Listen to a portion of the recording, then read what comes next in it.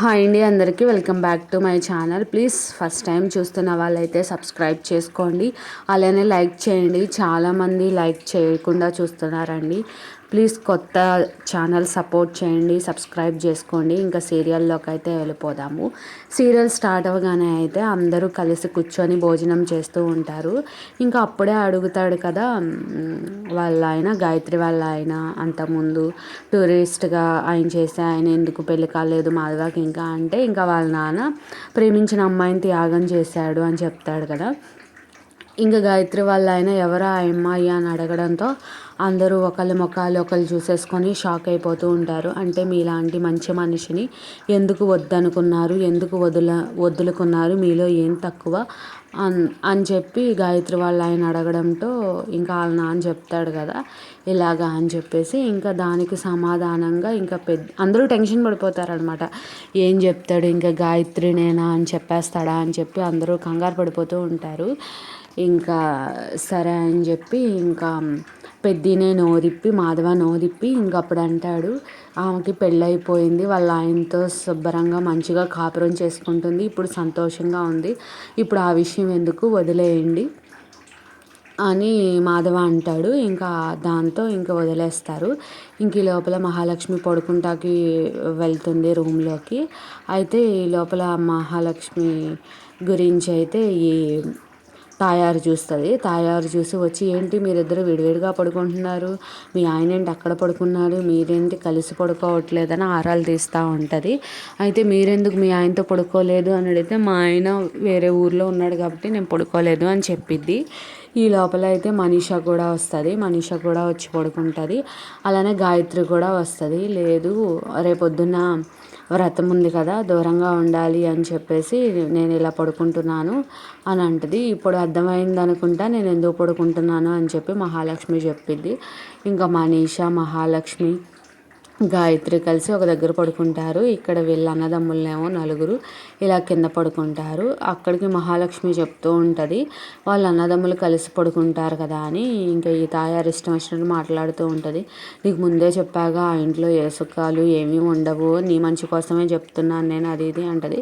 పడుకుంటాకి వెళ్ళే ముందు అయితే ఈ చక్కెర అయితే మీకు తోడుగా అయితే నేను పడుకుంటాను, మీ అమ్మ వాళ్ళ ఇంట్లో మీరు కింద పడుకున్నారు కదా, నేను కింద పడుకున్నా కదా, మీరు పైన పడుకున్నారు కదా, అలాగే పడుకున్నాను, బల్లులు బొద్దింకులు అలాంటివి చాలా ఉంటాయని చెప్పి భయపెడతాడు. ఈ లోపల ఈ సీన్ అంతా జరిగిద్ది అనమాట. ఇప్పుడు మీకు ఓకే కదా, నాకైతే పార్ట్నర్లు దొరికేసారి పడుకుంటా కానీ మహాలక్ష్మి చెప్పిద్ది, మీరు వెళ్ళి నిశ్చింతగా పడుకోండి అని కూడా చెప్పిద్ది. ఈ లోపలైతే దొంగలు వస్తారనమాట దూకేసి. అయితే ఈయన పడుకుంటాడు నారాయణ.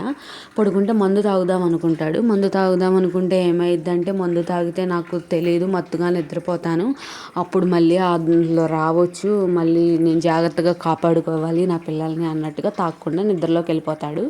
ఈ లోపల నిజంగానే ఆ రౌడీలు రానే వస్తారు. ఇంకా మహాలక్ష్మి బుక్ చదువుకుంటా కిటికీలోంచి బయటకు చూస్తే ఈయన బయట పడుకొని ఉంటాడు. అంటే మహాలక్ష్మి ఏం రౌడీలను చూడదు, మామూలుగా చూస్తే ఈయన బయట పడుకొని ఉంటాడు. అసలే బయట వాతావరణం చల్లగా ఉంది, పొలాలు అన్నీ ఉన్నాయి, చుట్టూరు చెట్లు పుట్టలు అన్నీ కూడా ఉన్నాయి, ఎటు నుంచి ఏ పాము వచ్చిద్దో ఏమొచ్చిద్దో, మీరు ఇక్కడ ఎందుకు పడుకున్నారు, లోపలికి పదండి అని చెప్పి నారాయణ అయితే లేపిద్ది అనమాట. ఇక్కడ కూడా నేను పడుకున్నాను కదా, లోపలికి వచ్చి ఎందుకు పడుకుంటాను, ఇక్కడ నాకు స్వచ్ఛమైన గాలి వస్తుంది, చక్కగా పడుకుంటాను అని చెప్పి మహాలక్ష్మి చెప్తాడు. వద్దు ఇక్కడైతే జలుబు చేస్తుంది, పదండి లోపలికి వెళ్ళి పడుకుందామని లోపలికి తీసుకెళ్ళిపోద్ది. ఇంకా రౌడీలు కూడా అబ్బా మంచి ఛాన్స్ పోయింది, సరేలే ఇక్కడే ఉంటాడుగా చూద్దాం, ఎలాగైనా వీడు పని పడదాం అనుకుంటారు. ఈ లోపల శైలు వాళ్ళని అయితే చూపిస్తారు. శైలు అయితే కాలేజీకి రెడీ అయ్యి వెళ్తూ ఉంటుంది. వాళ్ళ అమ్మేమో ఈరోజు కాలేజీకి వెళ్ళమాకు ఇంట్లోనే ఉండండి, ఇంట్లో ఉండి ఏం చేయాలి అంటే నాకు పనుల్లో సహాయం చేయమంటది, నేను చేయను అని బయలుదేరితే ఈ లోపల శైలు అన్నయ్య ఫ్రెండ్ వస్తాడు. అయితే శైలు అన్నయ్య ఫ్రెండ్ అని అన్నయ్య అనే మాట్లాడిద్ది శైలు. అన్నయ్య బాగున్నావా అని అంటది. అన్నయ్య ఏంటి అన్నయ్య అని అంటారు. మరి అన్నయ్య ఫ్రెండ్ నాకు అన్నయ్య కాక ఇంకేమవుతాడు అని చెప్పి సమాధానం ఇస్తుంది వాళ్ళ అమ్మకిను అలానే వాళ్ళ అన్నయ్యకి. అయితే చాలా సరే అన్నయ్య కూర్చో అన్నయ్య అని అంటది. అయితే వాళ్ళ అమ్మ ఈ లోపల అన్నయ్య ఏంటి కాఫీలు ఇవ్వే అని అంటది. కాఫీ నేనివ్వడం ఎందుకమ్మా, నాకేదో పెళ్లి చూపులకు వచ్చినట్టు నువ్వు కాఫీ నన్ను కాఫీ ఇమ్మంటావేంటి, నువ్వే కాఫీ ఇవ్వు, అన్నయ్య వాళ్ళే కదా అని చెప్పి శైలు అని వెళ్ళిపోతుంది.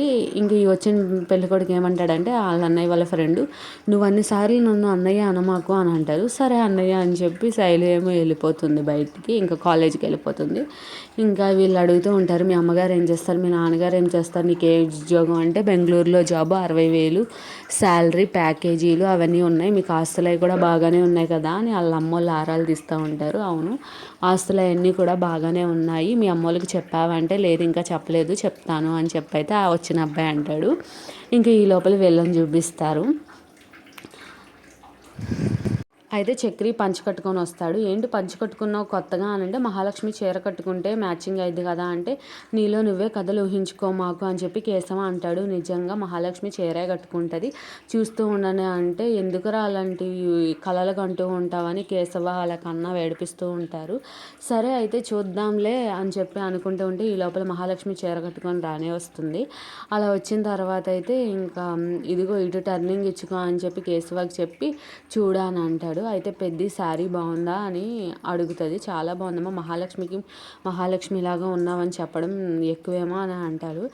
అయితే చక్రి కూడా అంటాడనమాట, మీరు చాలా బాగున్నారు ఈ చీరలో అని చెప్పి మల్లెపూలు తీసుకొచ్చి ఇస్తాడు.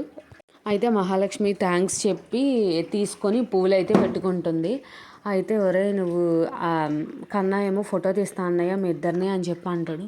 ఒరే నువ్వు ఫోటో తీయడం కనుక మీ వదిన చూసిందంటే నా ఫోటోకి అదే దండతో మాలేసేస్తుంది అని చెప్పి అయితే చక్రి అంటాడు. లేదా నేను చూసేటట్టు ఎందుకు తీస్తా, చూడకుండా తీస్తానని చెప్పి కన్నా అయితే ఫోటోలు తీయడం స్టార్ట్ చేస్తాడనమాట.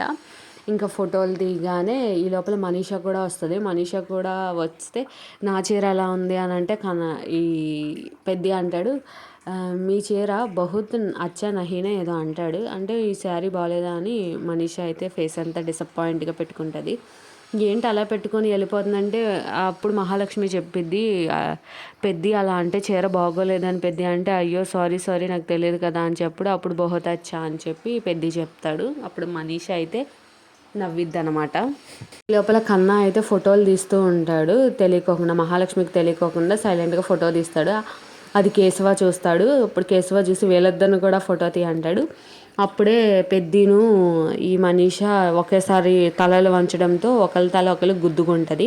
ఇంకా వాళ్ళిద్దరూ కళ్ళల్లో కళ్ళు పెట్టి చూసుకుంటారు. అందరూ హ్యాపీగా అయితే గుడిగా బయలుదేరతారు. అయితే మన సుపుత్రుడు ఏడి అని మహాలక్ష్మి అని అడుగుద్ది. ఆయన ముందే వెళ్ళిపోయారు గుడికి, పదండి మనం కూడా వెళ్దామని చెప్పి వీళ్ళందరూ కూడా బయలుదేరతారు. ఇంకా పెద్ద ఏమో మనీషా నువ్వు ఒక సంచి పట్టుకొని నేను సంచి పట్టుకుంటానని చెప్పి ఇద్దరు చెరొక సంచి పట్టుకొని అయితే ఆ గుడి దగ్గరికి అయితే వస్తారు. అయితే వీళ్ళందరూ కలిసి వెళ్దాం అనుకుంటారు, గాయత్రి వాళ్ళ ఆయన ఇంకా ఈ బృందావన్ ఫ్యామిలీ మొత్తం కూడా.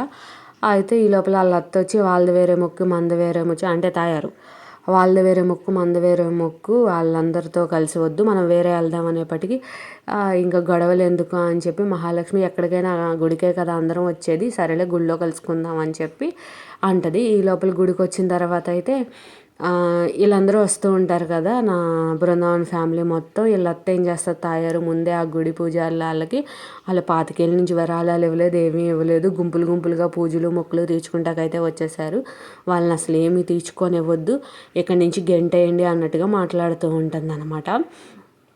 అయితే పొల్లబెట్టిద్ది అనమాట ఇక్కడ తాయారు.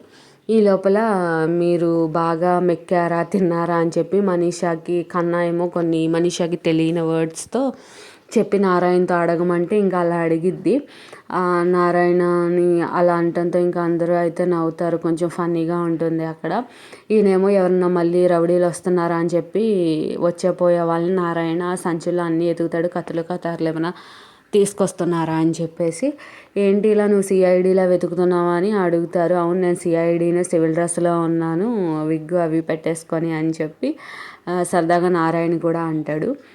ఇంకా ఈ లోపల విరాళాల కోసం ఇక్కడ కొంచెం గొడవ అవుతూ ఉంటుంది గుడిలో, మీరు పూజ చేయడానికి వినలేదు అది ఇది అని అంటే, మీరు 25 ఏళ్ళ నుంచి ఇవ్వలేదు అని అంటే, పొల్ల పెట్టిందా ఇదేమన్నా ఈ ఊరుదా అంటే, మా అన్నయ్య రమణయ్య మొక్కులు నేను తీరుస్తున్నాను అది ఇది అని ఏంటేంటో మాట్లాడుతూ ఉంటుంది తాయారు.